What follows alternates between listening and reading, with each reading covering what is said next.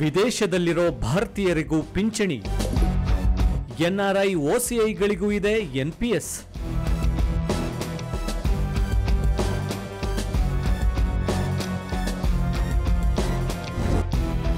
ಆರ್ಥಿಕ ಭದ್ರತೆ ಯಾರಿಗ್ ಬೇಡ ಹೇಳಿ? ಬದುಕೋಕೆ ಗಾಳಿ, ನೀರು, ಬೆಳಕು, ಆಹಾರ ಹೇಗೆ ಅಗತ್ಯನೋ ಹಾಗೆ ದುಡ್ಡು ಕಾಸು ಕೂಡ ಬೇಕೇ ಬೇಕು. ಆರೋಗ್ಯದಲ್ಲಿ ಸ್ವಲ್ಪ ಏರ್ಪೇರಾದ್ರೂ ಚಿಕಿತ್ಸೆಗೆ, ಮೆಡಿಸಿನ್ಗೆ ಹಣ ಬೇಕಾಗುತ್ತೆ. ವಯಸ್ಸು 60-70 ದಾಟ್ತಿದ್ದಂತೆ ದುಡಿಯೋ ತಾಕತ್ ಕೂಡ ಕಡಿಮೆ ಆಗುತ್ತೆ. ಜೀವನದ ಸಂಧ್ಯಾಕಾಲ ಅಂದ್ರೆ ನಿವೃತ್ತಿ ಜೀವನದ 20-30 ವರ್ಷಕ್ಕೆ ಬೇಕಾಗುವಷ್ಟು ಫಂಡ್ ನಮ್ಮ ಖಾತೆಯಲ್ಲಿ ಇರಬೇಕು, ಅಥವಾ ಪ್ರತಿ ತಿಂಗಳು ಖರ್ಚಿಗೆ ಬೇಕಾದಷ್ಟು ದುಡ್ಡು ಸಿಕ್ತಿರ್ಬೇಕು.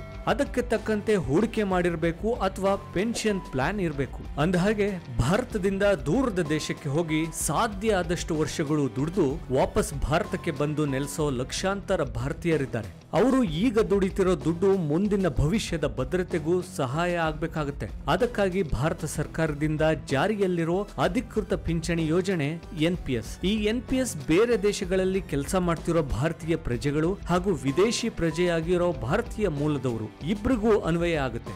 ಎನ್ಆರ್ಐ ಮತ್ತು ಓಸಿಐಗಳು ಎನ್ಪಿಎಸ್ ನಲ್ಲಿ ಹೂಡಿಕೆ ಮಾಡೋಕೆ ಅವಕಾಶ ಇದೆ. ಅದಕ್ಕೆಲ್ಲ ಏನೆಲ್ಲ ಬೇಕಾಗುತ್ತೆ ಅನ್ನೋದನ್ನ ಈ ವಿಡಿಯೋದಲ್ಲಿ ನೋಡ್ತಾ ಹೋಗೋಣ.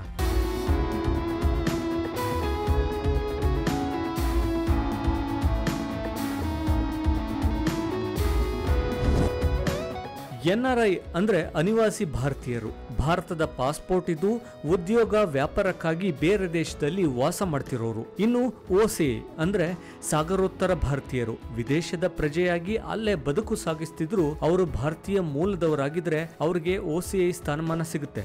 ಅವರು ಯಾವಾಗ ಬೇಕಾದ್ರೂ ಭಾರತಕ್ಕೆ ಭೇಟಿ ಕೊಡಬಹುದು ಹಾಗೂ ಇಲ್ಲೇ ಬಂದು ಬದುಕು ಮುಂದುವರಿಸಬಹುದು. ಇವರು ಭಾರತದಲ್ಲಿ ಪಿಂಚಣಿ ಪಡೆಯುವ ಅವಕಾಶವನ್ನ ಎನ್ಪಿಎಸ್ ಒದಗಿಸುತ್ತೆ. ಭಾರತದ ಎಲ್ಲ ನಾಗರಿಕರಿಗೂ ರಾಷ್ಟ್ರೀಯ ಪಿಂಚಣಿ ವ್ಯವಸ್ಥೆಯಲ್ಲಿ ಹೂಡಿಕೆ ಮಾಡೋದಕ್ಕೆ ಅವಕಾಶ ಇದೆ. ಅದೇ ರೀತಿ ಎನ್ಆರ್ಐ ಮತ್ತು ಓಸಿಐಗಳಿಗೂ ಕೂಡ ನಿರಂತರ ಹೂಡಿಕೆ ಮಾಡಿ ವಯಸ್ಸು 60 ದಾಟ್ತಿದ್ದಂತೆ ದೊಡ್ಡ ಮೊತ್ತದ ಜೊತೆಗೆ ಪ್ರತಿ ತಿಂಗಳು ಪೆನ್ಷನ್ ಪಡಿಬಹುದು. ಈಗ ಮೊದಲಿಗೆ ಎನ್ಪಿಎಸ್ ಖಾತೆ ಓಪನ್ ಮಾಡೋಕೆ ಯಾರೆಲ್ಲ ಅರ್ಹರು, ಹಾಗೆ ಏನೆಲ್ಲ ಡಾಕ್ಯುಮೆಂಟ್ಸ್ ಬೇಕಾಗುತ್ತೆ ಅಂತ ನೋಡೋಣ. ತಮ್ಮ ಸ್ವಂತ ಊರಿನಿಂದ ಸಾವಿರಾರು ಕಿಲೋಮೀಟರ್ ದೂರದಲ್ಲಿ ಕೆಲಸ ಮಾಡ್ತಿದ್ದವರು ಖಾತೆ ಓಪನ್ ಮಾಡೋಕೆ ಭಾರತಕ್ಕೆ ಬರಲೇಬೇಕು ಅಂತ ಏನೂ ಇಲ್ಲ. ಎಲ್ಲವೂ ಆನ್ಲೈನ್ ಮೂಲಕವೇ ಸಾಧ್ಯವಾಗುತ್ತೆ. ಎನ್ಪಿಎಸ್ ಟ್ರಸ್ಟ್, ಇಎನ್ಪಿಎಸ್ ಅಥವಾ ಪಿಎಫ್ಆರ್ಡಿ ಪೋರ್ಟಲ್ ನಲ್ಲಿ ಆನ್ಲೈನ್ ನಲ್ಲಿ ಅಪ್ಲಿಕೇಶನ್ ಭರ್ತಿ ಮಾಡಬಹುದು. ಇಲ್ವೇ ಬ್ಯಾಂಕ್ ಖಾತೆಯ ಆನ್ಲೈನ್ ವಹಿವಾಟಿನಲ್ಲೂ ಎನ್ಪಿಎಸ್ ಖಾತೆ ಓಪನ್ ಮಾಡೋಕೆ ಆಯ್ಕೆ ಇರುತ್ತೆ. ಸ್ಕ್ಯಾನ್ ಆಗಿರೋ PAN card, photo, cancelled cheque, Aadhaar card, passport ಅಥವಾ ಓಸಿಐ ಕಾರ್ಡ್ ಇಷ್ಟು ಇದ್ರೆ ಸಾಕು, ನೀವು ಇದ್ದಲ್ಲಿಂದಲೇ ಎನ್ಪಿಎಸ್ ಖಾತೆಯನ್ನ ತೆರೀಬಹುದು. ಹಾಗೆ ಭಾರತದ ಯಾವುದೇ ಬ್ಯಾಂಕ್ನಲ್ಲಿ ಎನ್ಆರ್ಇ ಅಥವಾ ಎನ್ಆರ್ಒ ಖಾತೆ ಇರಬೇಕಾಗತ್ತೆ. ಈಗ ಸ್ವಲ್ಪ ವಿವರವಾಗಿ ನೋಡೋಣ. ಎನ್ಪಿಎಸ್ ಖಾತೆ ಓಪನ್ ಮಾಡೋಕೆ ಇರಲೇಬೇಕಾದ ಬಹಳ ಮುಖ್ಯವಾದ ದಾಖಲೆ ಅಂದ್ರೆ ಅದು ಪ್ಯಾನ್ ಕಾರ್ಡ್. ನೀವು ಎನ್ಆರ್ಐ ಆಗಿರಿ ಅಥವಾ ಓಸಿಐ ಆಗಿದ್ರು ಪಾನ್ ಕಾರ್ಡ್ ಕಡ್ಡಾಯ. ಓಸಿಐಗಳು ಓಸಿಐ ಕಾರ್ಡ್ ಆಧಾರದ ಮೇಲೆ ಭಾರತದ ಸರ್ಕಾರದಿಂದ ಪಾನ್ ಕಾರ್ಡ್ ಪಡಿಬಹುದು. ಪಾನ್ ಅಥವಾ ಆಧಾರ್ ಕಾರ್ಡ್ ಮೂಲಕ ಅಪ್ಲಿಕೇಶನ್ ಭರ್ತಿ ಮಾಡೋಕೆ ಶುರು ಮಾಡಬಹುದು. ಕನಿಷ್ಠ 18ರಿಂದ 70 ವರ್ಷ ವಯಸ್ಸಿನ ಒಳಗಿನ ವ್ಯಕ್ತಿಯು ಇದಕ್ಕೆ ಅರ್ಹರಾಗಿರ್ತಾರೆ ಹಾಗೂ ಮೊಬೈಲ್ ಸಂಖ್ಯೆಯು ಆಧಾರ್ ಜೊತೆ ಲಿಂಕ್ ಆಗಿರಬೇಕಾಗತ್ತೆ. ವಿದೇಶದಲ್ಲೇ ಪಿಂಚಣಿ ಪಡಿಬಹುದಾ? ನೋಂದಣಿಯನ್ನ ಹುಟ್ಟಿದ ದಿನಾಂಕ, ಪಾನ್ ಸಂಖ್ಯೆ, ಮೊಬೈಲ್ ಸಂಖ್ಯೆ ಹಾಗೂ ಇಮೇಲ್ ಐಡಿ ಕೊಟ್ಟು ಶುರು ಮಾಡಬಹುದು. ಇದರ ಜೊತೆಗೆ ಸ್ಕ್ಯಾನ್ ಮಾಡಿರೋ ಪಾಸ್ಪೋರ್ಟ್ ಕಾಪಿ, ವಿದೇಶದಲ್ಲಿನ ವಿಳಾಸ, ಭಾರತದಲ್ಲಿನ ವಿಳಾಸ, ಸ್ಕ್ಯಾನ್ ಮಾಡಿರೋ ಸಹಿ ರೆಡಿ ಇರಬೇಕು. ಓಸಿಐಗಳು ಇದರ ಜೊತೆಗೆ ಓಸಿಐ ಕಾರ್ಡ್ ಅನ್ನ ಪ್ರೂಫ್ ಆಗಿ ಕೊಡಬೇಕಾಗುತ್ತೆ. ಉಳಿದಂತೆ ಅರ್ಜಿಯಲ್ಲಿ ಹೆಸರು, ಸಂಪೂರ್ಣ ವಿವರ, ಮೊಬೈಲ್ ಸಂಖ್ಯೆ, ಇಮೇಲ್, ನಾಮಿನಿ ವಿವರಗಳು ಕೊಡಬೇಕಾಗುತ್ತೆ ಹಾಗೂ ಹೂಡಿಕೆಗೆ ಆಯ್ಕೆಯನ್ನ ಮಾಡಬೇಕು. ಇದರ ಜೊತೆಗೆ ಬ್ಯಾಂಕ್ ಖಾತೆ ವಿವರಗಳನ್ನ ನಮೂದಿಸಬೇಕು. ಬ್ಯಾಂಕ್ ಖಾತೆಯು ಆನ್ಲೈನ್ ಬ್ಯಾಂಕಿಂಗ್ ವ್ಯವಸ್ಥೆನ ಒಳಗೊಂಡಿರಬೇಕು. ಇಲ್ಲಿ ಅಂತಿಮವಾಗಿ ಪಿಂಚಣಿಯ ಹಣವನ್ನ ವಿದೇಶದಲ್ಲಿ ಬಳಸೋಕೆ ಪಡೆಯೋ ಆಯ್ಕೆಯೂ ಇರುತ್ತೆ. ಅದಕ್ಕೆ ಕಡ್ಡಾಯವಾಗಿ ಎನ್ಆರ್ಇ ಬ್ಯಾಂಕ್ ಖಾತೆ ಇರಬೇಕು.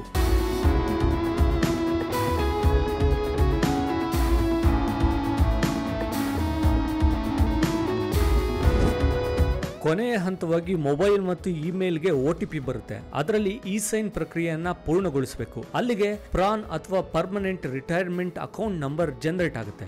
ಆಧಾರ್ ಆಧಾರದ ಮೇಲೆ ವೆರಿಫಿಕೇಶನ್ ಅಥವಾ ಪಾನ್ ಮತ್ತು ಬ್ಯಾಂಕ್ ಖಾತೆ ಆಧಾರಿತ ವೆರಿಫಿಕೇಶನ್ ಮಾಡಿಕೊಳ್ಳಬಹುದು. ಕನಿಷ್ಠ 500 ರೂಪಾಯಿ ಹೂಡಿಕೆಯಿಂದ NPS ಶುರು ಮಾಡಬಹುದು. ಇನ್ನು ವಿದೇಶದಲ್ಲಿ POP ಬ್ಯಾಂಕ್ ಶಾಖೆಗೆ ಭೇಟಿ ಕೊಟ್ಟು ಭೌತಿಕವಾಗಿ ಅರ್ಜಿ ಮೂಲಕ KYC ದೃಢೀಕರಣಕ್ಕೆ ಸಲ್ಲಿಸಬಹುದು. NRI ಮತ್ತು OCIಗಳಿಗೆ Tier 1 ಅಕೌಂಟ್ ಮಾತ್ರ ಓಪನ್ ಮಾಡೋಕೆ ಸಾಧ್ಯ. Tier 2 ಅಕೌಂಟ್ ತೆರೆಯೋಕೆ ಅವಕಾಶ ಇರೋದಿಲ್ಲ. Tier 2 ಅಕೌಂಟ್ ನಲ್ಲಿ ಎಷ್ಟು ಬೇಕಾದ್ರೂ ಹಣ ಹೂಡಿಕೆ ಮಾಡೋಕೆ ಹಾಗೂ ಯಾವಾಗ ಬೇಕಾದ್ರೂ ಹಣ ವಾಪಸ್ ಪಡೆಯೋಕೆ ವ್ಯವಸ್ಥೆ ಇರುತ್ತೆ. ಇನ್ನು ಖಾತೆ ಕ್ರಿಯೇಟ್ ಆದ್ಮೇಲೆ NSDL ಪೋರ್ಟಲ್ ನಲ್ಲಿ ಹೂಡಿಕೆಯ ಪೂರ್ತಿ ಮಾಹಿತಿಯನ್ನ ಪಡೆಯಬಹುದು.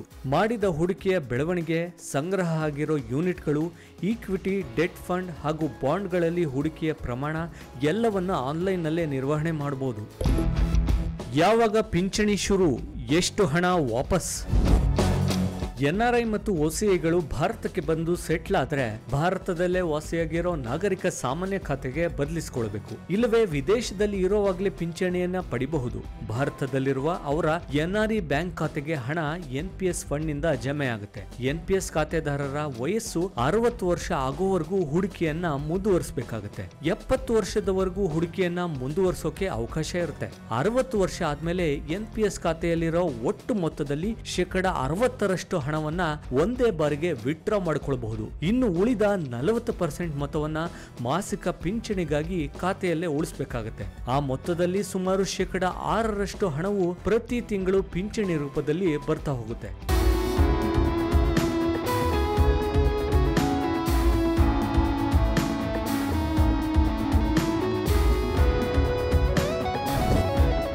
ಅಕಸ್ಮಾತ್ NPS ಖಾತೆದಾರ ಸಾವಿಗೀಡಾದ್ರೆ ನಾಮಿನಿಗೆ ಪೂರ್ತಿ ಹಣವು ಸೇರುತ್ತೆ.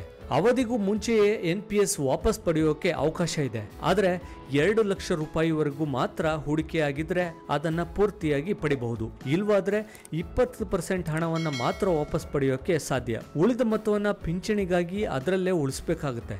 ಅಂದಹಾಗೆ ನಾವು ಆಯ್ಕೆ ಮಾಡಿಕೊಂಡಿರೋ ಈಕ್ವಿಟಿ ಪ್ರಮಾಣದ ಆಧಾರದ ಮೇಲೆ ಹೂಡಿಕೆಯ ಬೆಳವಣಿಗೆ ನಿರ್ಧಾರ ಆಗುತ್ತೆ. ಈವರೆಗೂ ಅಂದಾಜಿನ ಪ್ರಕಾರ 9% ರಿಂದ 11% ಹೂಡಿಕೆಯ ಬೆಳವಣಿಗೆ ಕಾಣ್ತಿದೆ.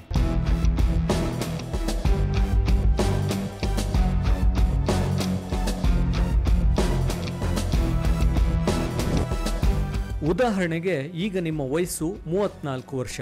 ಪ್ರತಿ ತಿಂಗಳು ನೀವು 3,000 ರೂಪಾಯಿಯನ್ನ NPS ಖಾತೆಗೆ ಹೂಡಿಕೆ ಮಾಡೋಕೆ ಶುರು ಮಾಡ್ತೀರಾ. ನಿಮಗೆ 60 ವರ್ಷ ಆಗೋವರೆಗೂ ನಿರಂತರವಾಗಿ ಹೂಡಿಕೆ ಮಾಡ್ತೀರಾ. ಅಂದ್ರೆ 26 ವರ್ಷಗಳಲ್ಲಿ ಒಟ್ಟು ಹೂಡಿಕೆಯಾದ ಮೊತ್ತ 9.15 ಲಕ್ಷ ರೂಪಾಯಿ ಆಗುತ್ತೆ. ಅದು 10% ಬೆಳವಣಿಗೆ ಆದ್ರೆ ಒಟ್ಟು ಮೊತ್ತ 38.87 ಲಕ್ಷ ರೂಪಾಯಿ ಆಗುತ್ತೆ.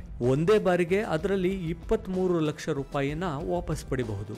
ಉಳಿದ 15.5 ಲಕ್ಷದಿಂದ ತಿಂಗಳಿಗೆ 8,700 ರೂಪಾಯಿಯಷ್ಟು ಪೆನ್ಷನ್ ರೂಪದಲ್ಲಿ ಬರುತ್ತೆ. ಈ ಪೆನ್ಷನ್ ಮೊತ್ತ ಜಾಸ್ತಿ ಮಾಡ್ಕೊಳ್ಳೋಕೆ ಹೂಡಿಕೆಯನ್ನ ಜಾಸ್ತಿ ಮಾಡಬೇಕು ಅಥವಾ ಒಟ್ಟು ಮೊತ್ತವನ್ನ ಹಾಗೆ ಖಾತೆಯಲ್ಲಿ ಉಳಿಸಬೇಕಾಗತ್ತೆ. ಒಟ್ನಲ್ಲಿ ಸದ್ಯಕ್ಕೆ ಭಾರತದಲ್ಲಿ FD, RD, PPF ಹಾಗೂ NSE ಹೂಡಿಕೆಗಳಿಗಿಂತಲೂ ಹೆಚ್ಚಿನ ಗಳಿಕೆಯನ್ನ NPS ನಲ್ಲಿ ಪಡಿಬಹುದಾಗಿದೆ.